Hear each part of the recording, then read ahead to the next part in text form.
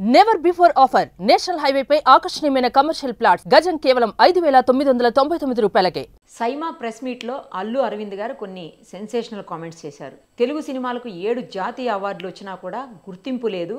సైమా గుర్తించింది కానీ తెలుగు ఇండస్ట్రీ గుర్తించలేదు. ఇక్కడ ఎవరి కుంపటి వారిదే. అందరూ కలిసి ఉంటే చాలా మంచి పనులు చేయొచ్చు, అందుకే ఏ విషయంలోనూ కల్పించుకోవటం లేదు అని చెప్పేసి ఆయన కామెంట్ చేశారు. దీని మీద మనతో మాట్లాడేందుకు నట్టి కుమార్ గారు, నిర్మాత, ఆయనతో మాట్లాడదాం. నమస్తే అండి. నమస్తే అండి.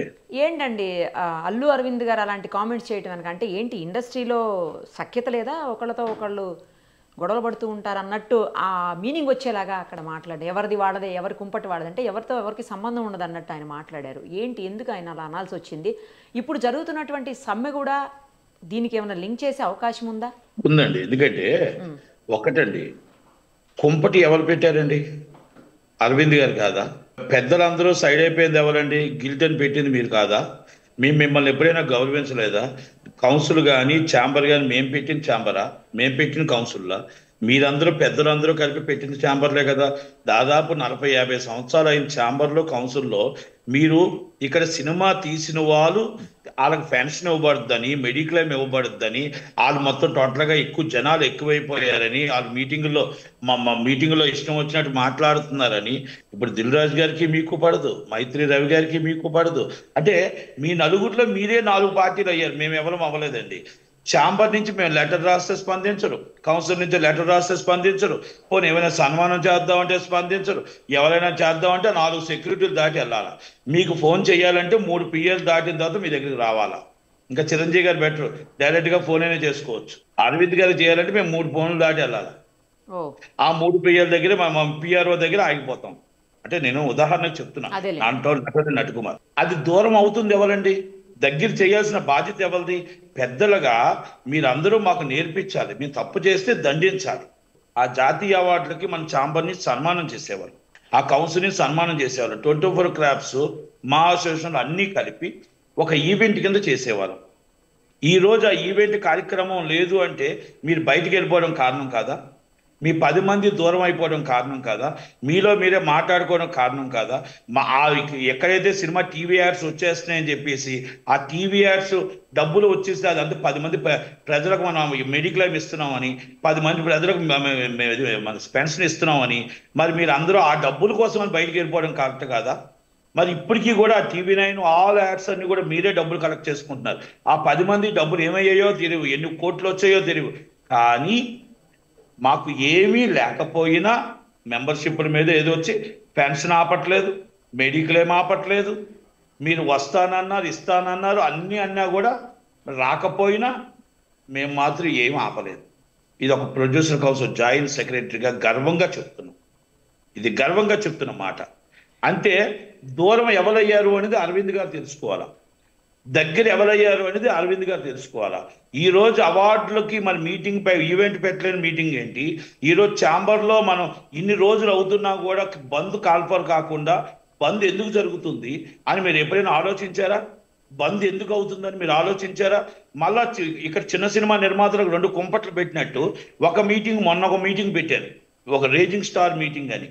మాకు చిన్న సినిమా నిర్మాతలు ఏమండి, చిన్న సినిమా, రేజింగ్ స్టార్, పెద్ద సినిమా, కార్మికుడు కష్టపడితే సినిమా తీస్తే ఆ సినిమాకి రావాల్సింది ఏదైనా ఉంటే మన అందరం కూర్చొని ఛాంబర్ అండ్ సుప్రీం ఛాంబర్లో కూర్చోవాలి.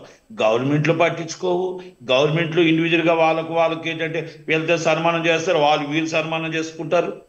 మరి ఎవరు పట్టించుకుంటారు? అందుకే ఇండస్ట్రీ ఎవరికి వాళ్ళే వేరే యమునా తీరు, ఎవరి కుంపటి వాళ్ళదే. అందుకే మన సన్మానం మనమే చేసుకోవాలా, మన సాల్వే మనమే తెచ్చుకోవాలా అన్నట్టు అరవింద్ గారు చెప్పారు. ఇండస్ట్రీలో మన సన్మానం మనమే చేసుకోవాలి, మన యొక్క సాల్వ మనమే తెచ్చుకోవాలన్నట్టు చెప్పారు. కనుక నేను అరవింద్ గారు కానీ నేను పెద్దలందరిని అడుగుతున్నాను, మేము ఎక్కడైనా ఏ రోజైనా ఛాంబర్ కానీ కౌన్సిల్ కానీ మిమ్మల్ని ఏదైనా ఒక చిన్నది మీరు చేస్తున్న పనుల్లో మేము ఎక్కడైనా తప్పు పట్టామా? మీరు గవర్నమెంట్ ద్వారా వెళ్తున్నప్పుడు మేమేమైనా తప్పు పట్టామా? మేము అడిగిందల్లా ఒకటే, చిన్న సినిమాలకి 5వ షో ఇవ్వండి. చిన్న మల్టీప్లెక్స్లో మాకు 20% ఆక్యుపేషన్ ఆల్రెడీ జీవో ఉంది, గాంధీ గారి జీవో, ఇందిరాగాంధీ గారి దగ్గర నుంచి ఆ జీవోని పాస్ చేయండి. మీరు 100 రూపాయలు టికెట్ పెట్టండి, మల్టీప్లెక్స్లో 20% ఆక్యుపేషన్, 80% మీరు 500 పెట్టుకోండి, 10,000 పెట్టుకోండి, టికెట్ మాకు అవసరం లేదు అని చెప్పాం. మరి మేము అడిగినవి అయ్యే 2 కదా. మేము ఎప్పుడైనా మేమేమైనా అడిగామా? మేము స్థలాలు అడిగామా, ఇల్లులు అడిగామా, అపార్ట్మెంట్లు అడిగామా, లేకపోతే మీ ఆస్తుల్లో వాటాలు అడిగామా? అడగలేదు కదా. మరి పెద్దలు అరవింద్ గారు కానీ, సురేష్ బాబు గారు కానీ, మరి పెద్దలు మనం అందరూ కలిపి కూర్చొని, మరి రాఘవేంద్రరావు గారు అందరూ కూర్చొని మాట్లాడాల్సిన బాధ్యత ఉందా లేదా?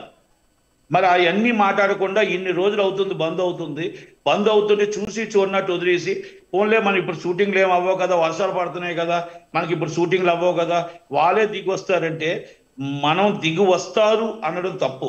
కార్మికుడి బాధ చూడడం అనేది కంపల్సరీ చూడాలి. కార్మికుడిని మనం ఒక దారిలో తీసుకురావాలి.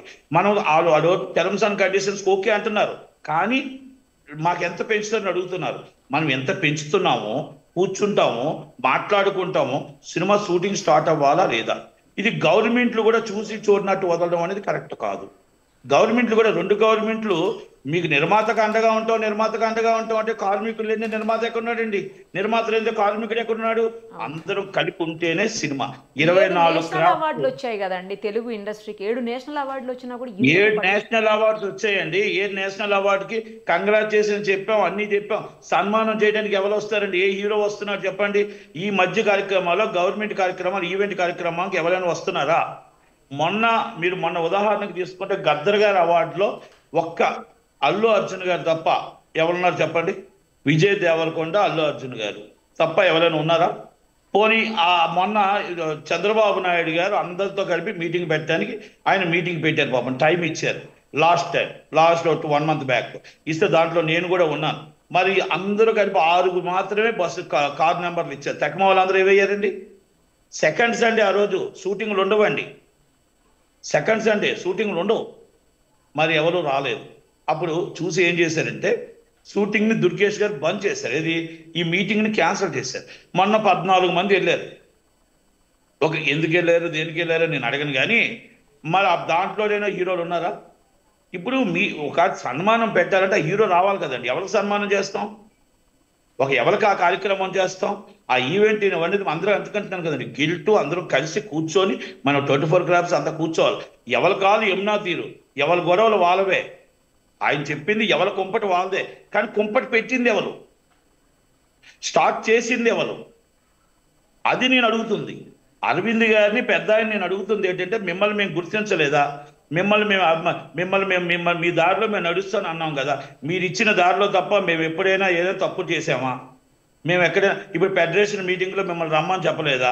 ఫెడరేషన్ మీటింగ్లో మీలాంటి కూర్చొని మాట్లాడాల్సిన బాధ్యత ఉంది కదా. మరి అలాంటప్పుడు మిమ్మల్ని ఎక్కడ మేము కాదని, మేమే ఉండాలి మీటింగ్లో మేము అనలేదే. నాకు మన 2:30కి నన్ను రమ్మన్నా కూడా నేనేమన్నాను, మీరందరూ తీసుకున్న నిర్ణయానికి నేను కట్టుబడి ఉంటానని చెప్పానే. అంటే నేనంటే నాట్ ఓన్లీ నేను కాదంట, మా చిన్న సినిమా నిర్మాతలు అందరం కూడా. అంటే మీరు తీసుకునే నిర్ణయం మేము అడిగింది ఒకటే, మాకు ఏదైతే 3-4 కోట్ల లోపల సినిమాలు ఉన్నాయో మాకు 25% తగ్గించి లాస్ట్ టైం ఏదైతే అగ్రిమెంట్ చేసారో దాన్ని ఆనర్ చేయండి. మాకు అంతకన్నా ఇప్పుడు పెంచుకునే పరిస్థితులు లేవు. మాకు సినిమా రిలీజ్ చేసే క్యూబ్ డబ్బులు రావట్లేదు అన్నాం. నేషనల్ అవార్డ్స్ అయినా, మనం ఫెడరేషన్ రేట్లు అయినా, అన్నిటికీ మన అందరం కలిసి ఉంటేనే అండి, కలిసి ఉంటేనే మన కుటుంబం అయితేనే. కుటుంబం ఎవరి కాదు ఇడిపోతే కాదండి. కనుక దాన్ని అరవింద్ గారు ఏ ఉద్దేశంతో అన్నారో నాకు తెలుసు, ఇప్పుడు నేనే ఉద్దేశంతో ఆయనకు తెలుసు. ఎందుకని నేను అంటున్నాను కదా, ఇప్పుడు అల్లు అర్జున్ గారు అండి, అల్లు అర్జున్ గారు వస్తారు, తక్కువ వాళ్ళు కూడా అవార్డులు తీసుకుని అందరూ రావాలి కదా. ఇప్పుడు అవార్డులు తీసుకున్న వాళ్ళకి గిల్టోలు పిలుస్తారా, ఛాంబర్ పిలాలా, కౌన్సిల్ పిలాలా, ఫెడరేషన్ పిలాలా, మా అసోసియేషన్ పిలాలా? రైట్ అండి. ఆయన అన్న దాంట్లో నేను ఏకీపిస్తా.